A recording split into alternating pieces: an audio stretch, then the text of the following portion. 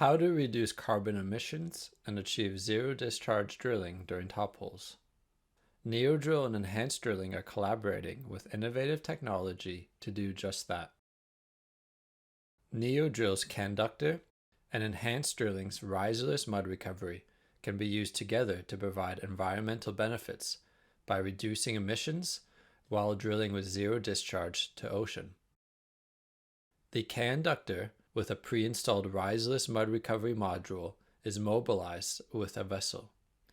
The CAN-ductor replaces the drilling and setting of the conductor. Using a ship for installation and avoiding the drilling operations on a rig can save 600 metric tons of greenhouse gas emissions. This is equivalent to taking 120 cars off the road for a year. The CAN-ductor is lowered from the vessel directly to the seafloor. Due to its pre-designed weight and suction created by an ROV, the CAN-ductor is installed before the rig is even at location. This installation process has a minimal effect on the surrounding seafloor and reduces the environmental impact by 44% compared to setting a conventional conductor, as well as saving 2 to 4 days of rig time.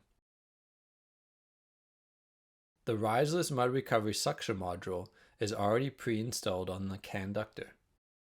When the rig arrives at location, the subsea pump module is run and connected to the suction module. The Riserless Mud Recovery now creates a closed-loop system with full returns back to the drilling rig. Drilling then can begin for the remaining top hole sections, with zero discharge to sea and volume control to manage potential shallow flow zones.